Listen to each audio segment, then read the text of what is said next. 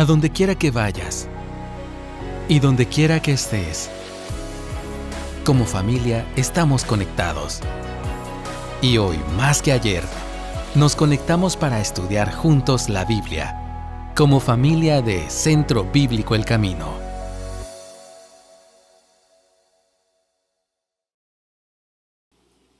Y hace unas semanas hablábamos de cómo no es fácil que toda tu vida quede grabada para que generaciones y generaciones después vean tus victorias, tus momentos complicados y tus derrotas.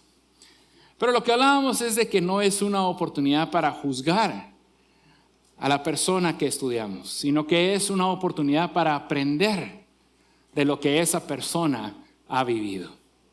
Así que, como decíamos, todo principio tiene su fin.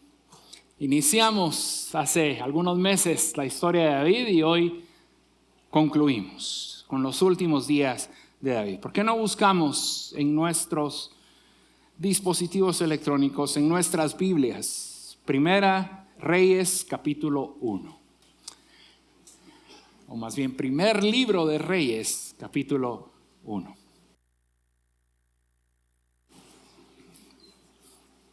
Primero Reyes, capítulo 1. Antes de entrar al estudio de la palabra, ¿por qué no elevamos una oración invocando al Señor y que Él sea quien guíe este momento?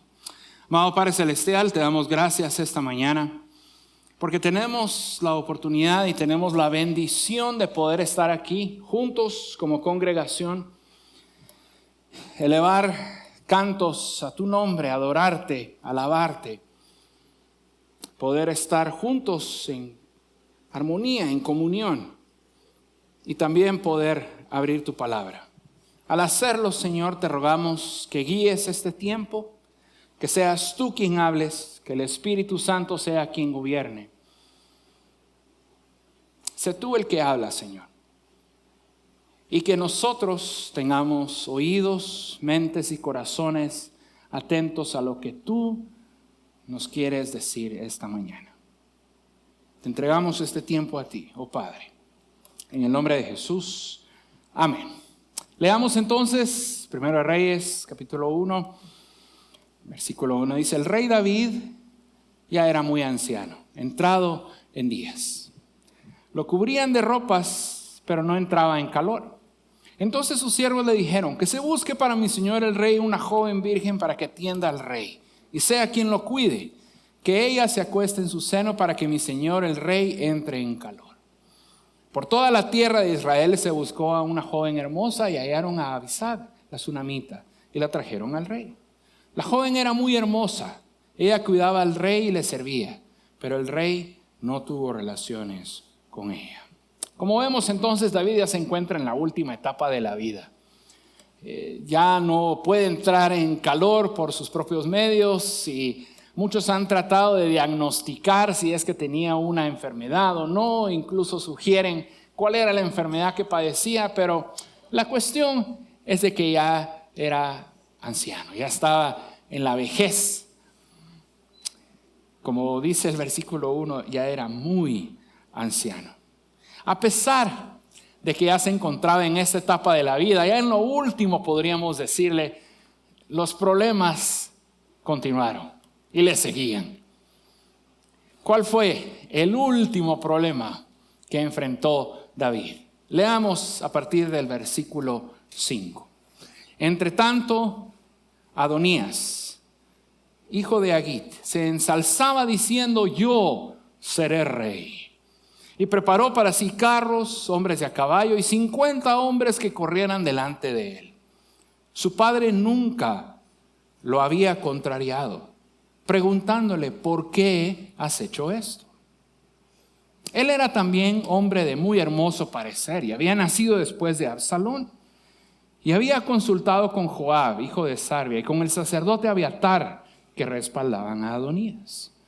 Pero el sacerdote Sadoc, Benaía, hijo de Joiada, el profeta Natán, Simei, rey, y los valientes que tenía David, no estaban con Adonías. Adonías sacrificó ovejas, bueyes, animales cebados junto a la piedra de Zohelet, que está al lado de Enrogel. Invitó a todos sus hermanos, los hijos del rey David y a todos los hombres de Judá, siervos del rey. Pero no invitó al profeta Natán, ni a Benaía, ni a los valientes, ni a Salomón, su hermano. Adonías era el cuarto hijo de David, el mayor de los que estaban vivos aún en ese momento. Era el hermano menor de Absalón, el que había querido destronar a David y subir al trono. Y Adonías entonces, igual que Absalón, quería subir al trono. Y como se le describe ahí, era de hermoso parecer, igual que Absalón. ¿Qué problema con los de hermoso parecer, no? ¿Qué problema con los guapos? Lo que podemos estar confiados es que feitos como nosotros no vamos a querer subir al trono. Estén tranquilos, mis hermanos, yo no voy a subir a ningún trono, ¿no? Adonías evidentemente creía que era más importante que el hijo mayor del rey David fuera quien lo sucediera en el trono, y no el hijo de David que había sido elegido para ser rey. Como encontramos en 1 Crónicas 2, Dios había identificado a Salomón como el hijo que lo iba a suceder en el trono, incluso antes de haber nacido. Entonces la revuelta de Adonías realmente era en 3 niveles. Se estaba rebelando en contra de Dios, porque Dios ya había dicho cuál era su voluntad. Se estaba rebelando en segundo lugar en contra de David, el rey actual. El rey todavía estaba vivo y él quería ser rey. Y además, en tercer lugar, se estaba rebelando en contra de Salomón, quien iba a ser el futuro rey. Rebelde el joven. Algo que llama poderosamente la atención es lo que dice el versículo 6. Su padre nunca lo había contrariado, preguntándole: ¿por qué has hecho esto? Escuchen cómo lo traduce la Nueva Traducción Viviente. Ahora bien, su padre, el rey David, jamás lo había disciplinado. Ni siquiera le preguntaba: ¿por qué has hecho esto o aquello? Este fue un gran fallo de David. No como rey, sino como padre de familia. David fue un gran guerrero, victorioso. Era un salmista, era cercano a Dios. Pero fue débil en no tener la voluntad ni siquiera de incomodar a sus hijos, incluyendo obviamente a Adonías. David es como que se hubiera negado a corregirlos, incluso a llamarles la atención o a hablarles sobre lo que hacían mal. Ahora vemos otros ejemplos de esto también en la palabra de Dios. Elí y sus hijos, Samuel y sus hijos, no actuaban de una forma correcta a los ojos de Dios. Y el padre no necesariamente les llamaba la atención.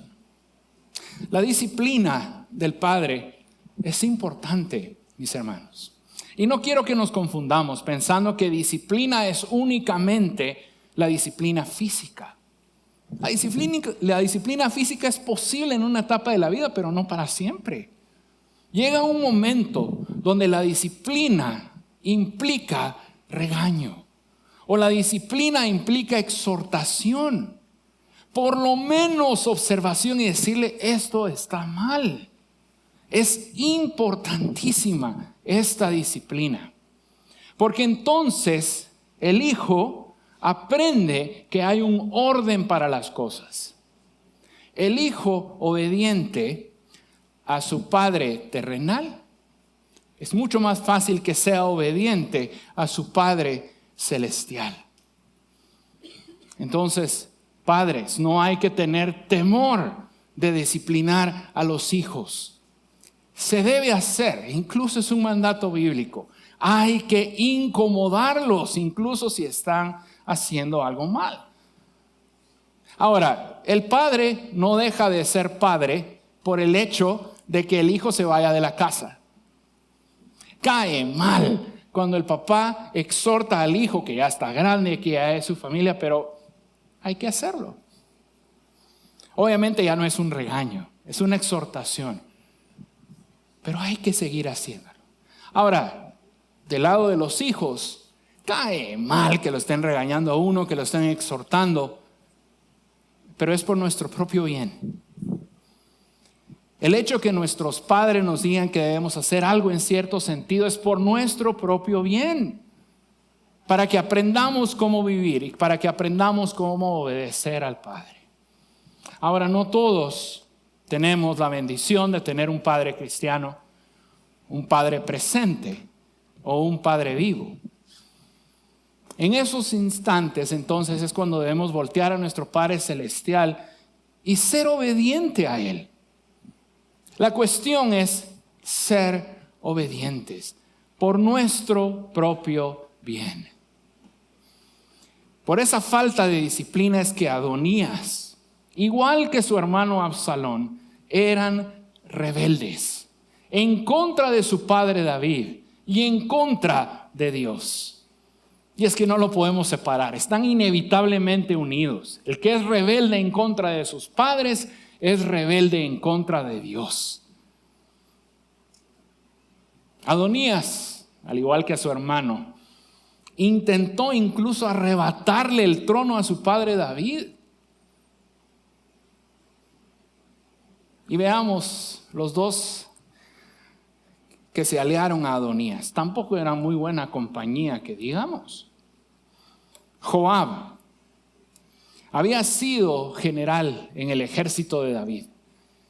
Había mostrado en varias ocasiones que no le importaba la voluntad de Dios. Y si no, revisemos 2 Samuel 3, 18 y 20. Era desobediente, mató a Absalón, aun cuando tenía órdenes de no hacerlo. Mató a Abner, el general de Saúl, cuando no lo debía hacer. Mató a Amasa, otro general de David. Había perdido el favor de David. Entonces, al unirse con Adonías, estaba viendo una oportunidad para poder regresar a ser de importancia dentro de Israel. El otro que lo acompañaba, Abiatar, había sido un sacerdote de mucha importancia en Israel. Hasta que David le empezó a dar más importancia a otro sacerdote, a Sadoc. Era descendiente de Elí, a quienes Dios había removido del sacerdocio. Esta era también la oportunidad para Abiatar, para tener un lugar de importancia dentro de Israel. Entonces, el hijo rebelde y los dos que lo acompañaban, los dos principales. El banquete que organizó Adonías en Enrogel realmente no estaba muy lejano de la ciudad de David, estaba a unos cientos de metros.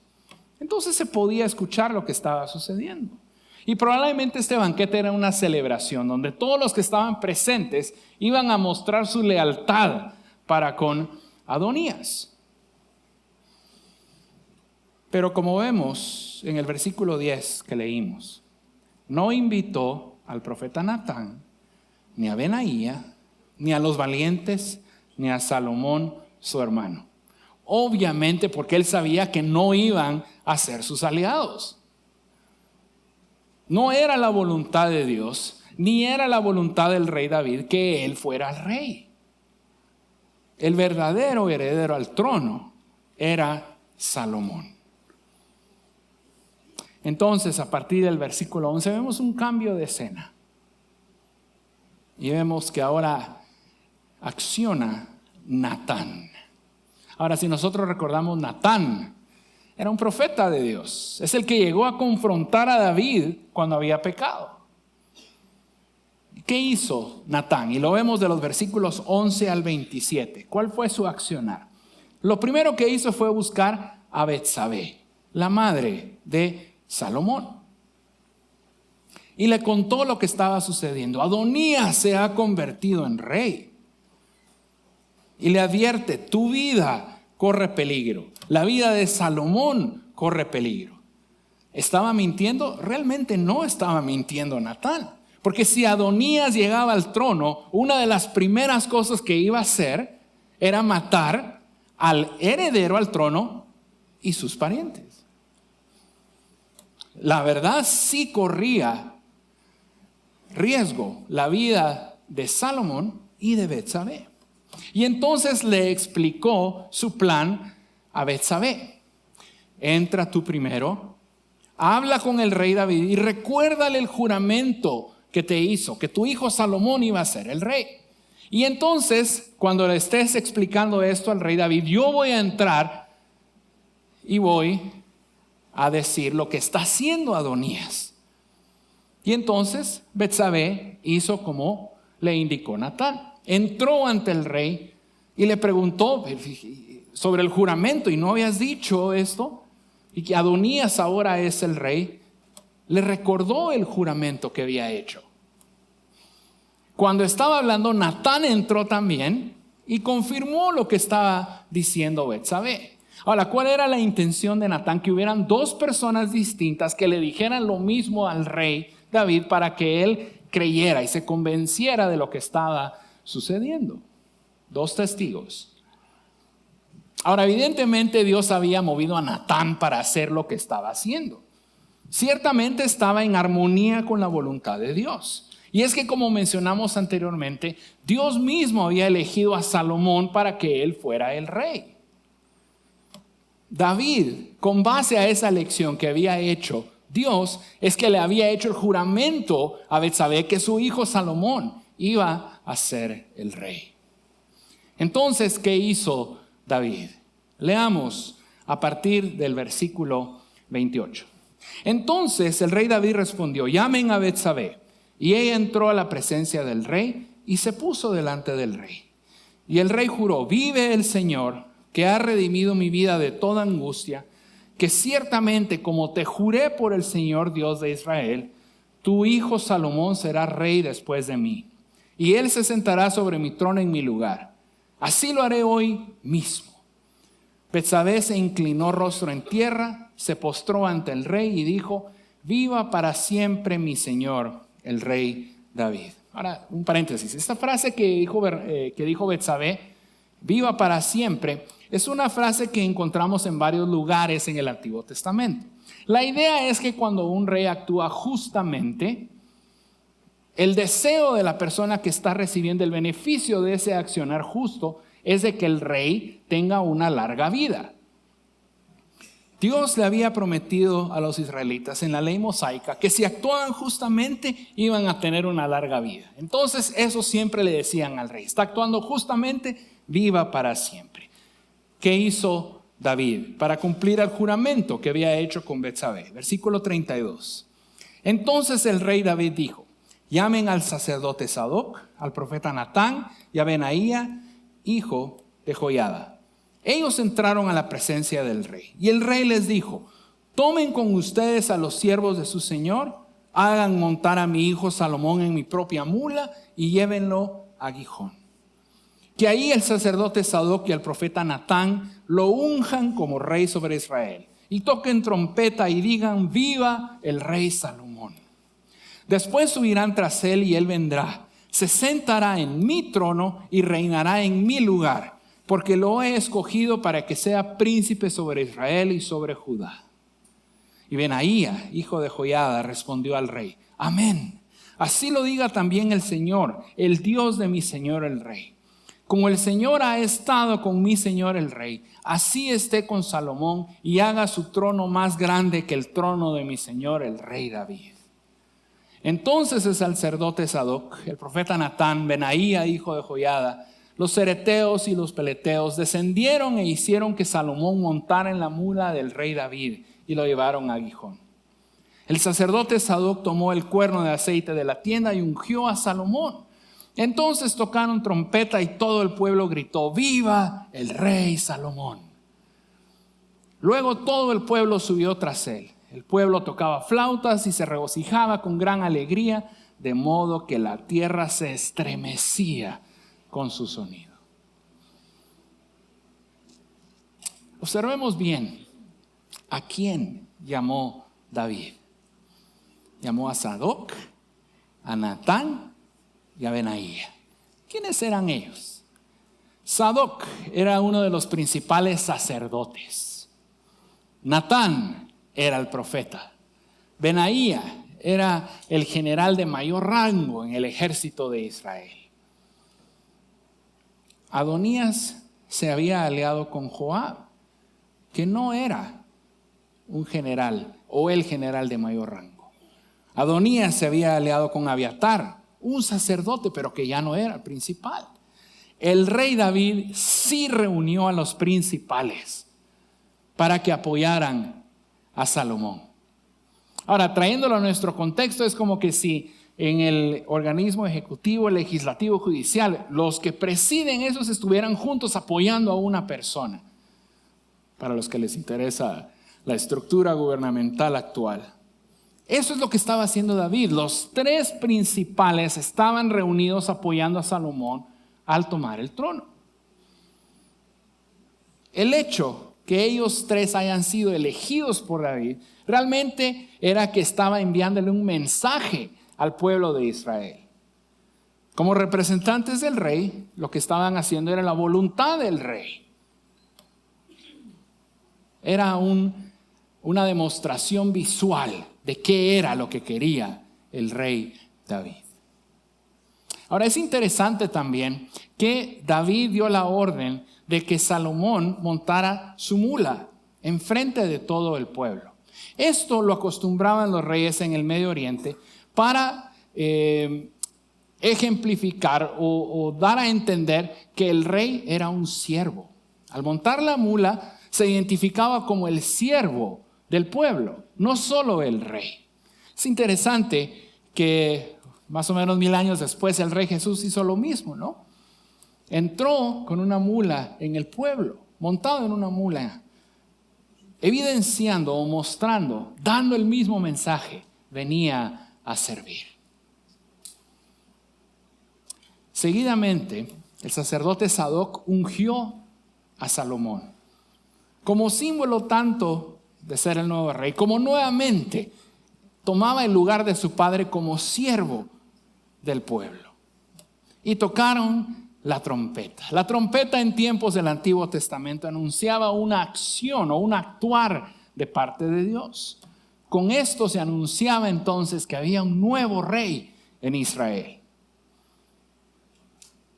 El ascenso al trono de Salomón realmente no fue sencillo, sin complicación, pero era la elección de Dios. Ahora, como otros antes de él, la soberanía de Dios eligió a alguien inusual, tal vez a alguien que no le tocaba ese lugar, lo que se consideraría normal o natural. Pensemos o recordemos, Dios eligió a Isaac, no a Ismael. Ismael era el mayor. Dios eligió a Jacob en vez de Esaú. Esaú era el mayor. Dios eligió a José en lugar de Rubén. En todos estos casos, como fue con Salomón, hubo resistencia de parte de otros, porque no era la costumbre, no era lo que dictaba la tradición. Pero la sucesión de Salomón tenía un componente adicional todavía. Era hijo de Betsabé, con quien David había pecado. Lo natural, lo normal, es que Dios hubiera elegido a alguien más, a otro hijo de David, para ser el rey. Quizás con la primera esposa, el hijo mayor. Pero las decisiones de Dios son soberanas. El Señor a veces elige bendecir a aquellos que han pecado grandemente, a pesar de sus pecados, y utilizarlos para ser de gran bendición a otros. Podemos pensar en Moisés. Cometió asesinato y después Dios lo utilizó para liberar a su pueblo de Egipto.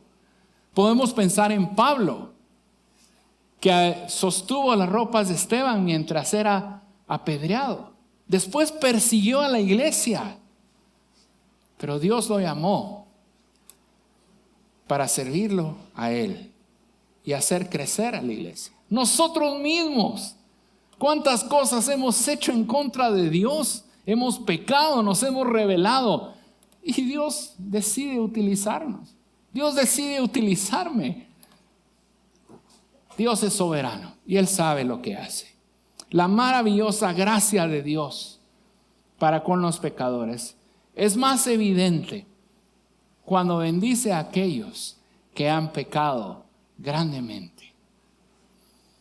Como dijo el Señor Jesús en Lucas 7:47, por lo cual te digo que sus pecados, que son muchos, han sido perdonados, porque amó mucho. Pero a quien poco se le perdona, poco ama.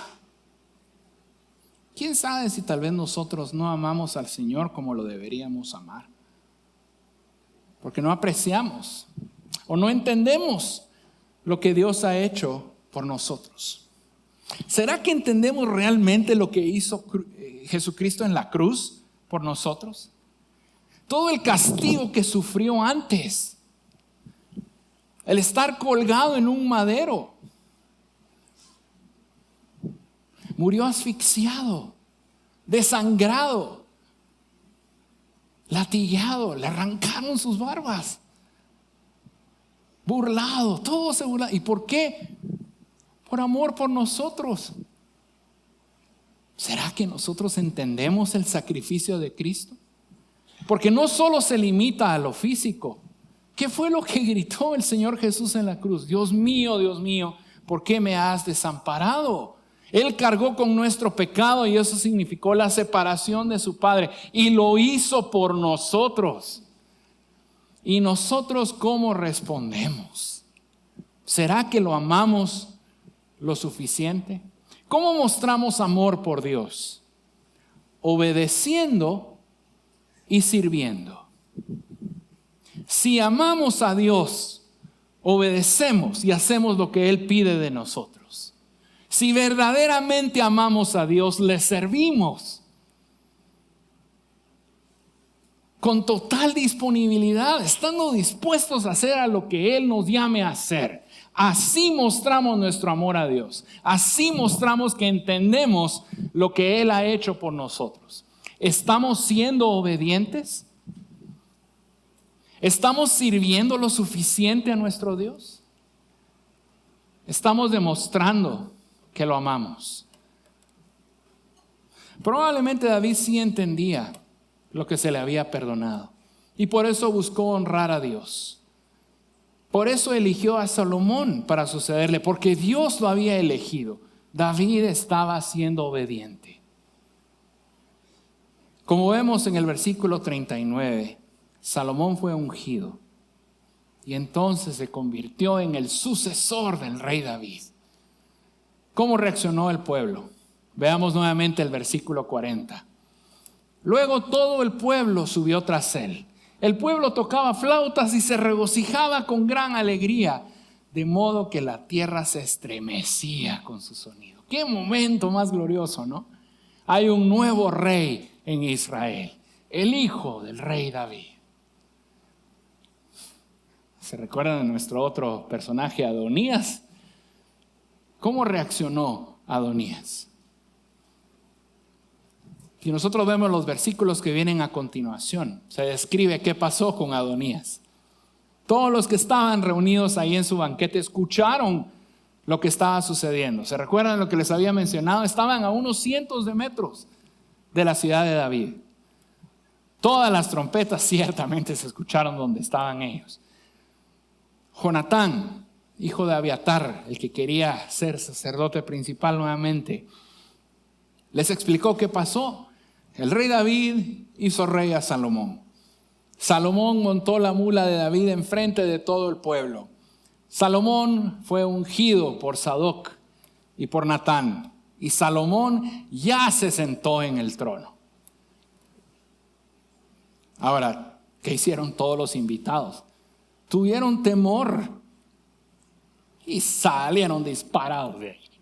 Salieron corriendo de ahí. Qué miedo, ¿no? Hay un nuevo rey y ellos celebrando al rey rebelde. No, mejor vámonos de aquí. ¿Qué fue lo que hizo Adonías? Igual, le entró el temor. Y lo que hizo es, se fue al altar y se agarró de los cuernos del altar. Ahí no lo podían matar porque era un lugar de adoración. Un último intento para salvar su vida, porque él sabía lo que venía. se había rebelado en contra de Dios, del rey David y del nuevo rey Salomón. ¿Qué hizo Salomón? Lo mandó a llamar. Bájenlo de ahí, tráiganlo aquí. Al llegar Adonías frente a Salomón, reconoció a Salomón como rey y entonces fue perdonado. Leamos la reacción de David ante la coronación de Salomón.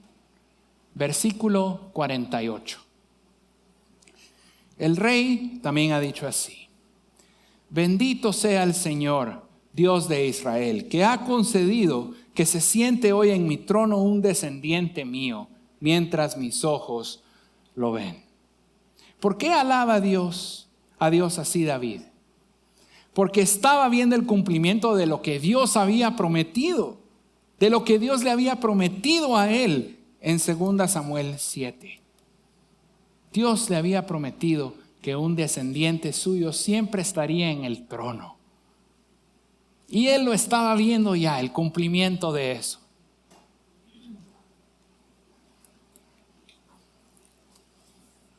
¿Qué se dice del final de los días de David? Busquemos ahí cerca, 1 Reyes 2, de los versículos 10 al 12. 1 Reyes 2, del 10 al 12. Y durmió David con sus padres, y fue sepultado en la ciudad de David. Los días que David reinó sobre Israel fueron 40 años. 7 años reinó en Hebrón, y 33 años reinó en Jerusalén. Salomón se sentó en el trono de David su padre, y su reino se afianzó en gran manera. Durante toda su vida, David experimentó las bendiciones de Dios. Como guerrero, como poeta, como músico, como comandante militar, como administrador, como hombre de Dios. No obstante, su característica más significativa es que su corazón era conforme al de Dios, como se llama la serie. Y por eso es que recibió bendición durante toda su vida de parte de Dios. Realmente David es un gran ejemplo para nosotros. Como mencionaba en un inicio, imaginémonos, su vida está grabada en la Biblia. ¿Cuántos millones no hemos leído toda su vida? Pero ahora imaginémonos, si nuestra vida fuera la que estuviera grabada, donde se contaran todos nuestros logros, pero también todas nuestras dificultades y también todas nuestras desobediencias. ¿Qué dirían de nosotros? ¿Será que dirían lo mismo? ¿Que nuestro corazón es conforme al corazón de Dios? ¿O dirían, él aparentaba que amaba a Dios, pero realmente su vida no lo reflejaba? Les cuento, va a haber un día en que vamos a tener que rendir cuentas de todo lo que hagamos en nuestra vida. Hay un salmo que dice que nuestros días están contados. Dios nos formó en el vientre de nuestra madre y todas las cosas que vienen después ya están escritas en un libro. Al igual que David, todos nuestros hechos están grabados y vamos a rendir cuentas por todo eso. ¿Cómo viviremos? ¿Mostraremos el amor que tenemos para Dios siendo obedientes y sirviendo al Señor? ¿O seremos rebeldes en contra de la voluntad de Dios y lo que Él quiere de nosotros? No importa la etapa de la vida en la que nos encontremos.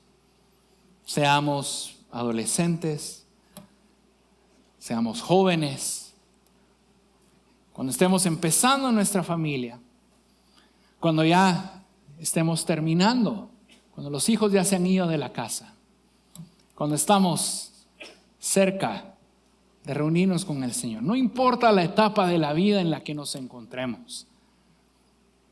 Siempre estamos a tiempo para vivir vidas de santidad, vidas de obediencia, vidas de servicio a Dios.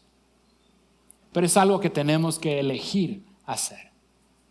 Si amo a Dios, lo demostraré obedeciendo y sirviendo. ¿Y saben qué, mis hermanos? No estamos solos. Dios nos acompaña y nos ayuda. Él nos puede ayudar a ser fieles siervos de Él. Pongámonos de pie y oremos a nuestro Dios. Amado Padre Celestial, te damos gracias por esta mañana. Te damos gracias, Señor, por el ejemplo que encontramos de David, donde vemos que a pesar de las dificultades, a pesar de la desobediencia, tú siempre estuviste con él. Y él buscó restauración. Y él buscó estar bien contigo. Te damos gracias, Señor, porque él también fue valiente, fuerte, y tú lo acompañaste también en todo momento. Y te damos gracias, Señor, por David, porque es un ejemplo para nosotros. Se puede vivir de una forma que te agrade a ti. A pesar si fallamos, tú nos restauras, tú nos perdonas. Pero, Señor, entendemos que debemos vivir vidas que te agradan a ti, Señor. Como respuesta al amor que tú ya nos has dado, entendemos que tenemos que obedecerte. Entendemos que tenemos que servirte. Ayúdanos, oh Padre bendito, a hacerlo así, a vivir así. Ayúdanos a ser obedientes a ti, Señor, y ayúdanos a servirte en cada oportunidad que tenemos. Haznos siervos para tu gloria, como cantábamos esta mañana. Queremos seguir el ejemplo de humildad, como leíamos también esta mañana. Ayúdanos, Señor, a vivir vidas que te agradan. Y gracias, Señor, porque tú no nos abandonas, tú estás con nosotros. Podemos confiar en ti. Tú eres nuestra roca, tú eres nuestra fuerza. Ayúdanos, Señor, a vivir así. En el nombre de Jesús. Amén.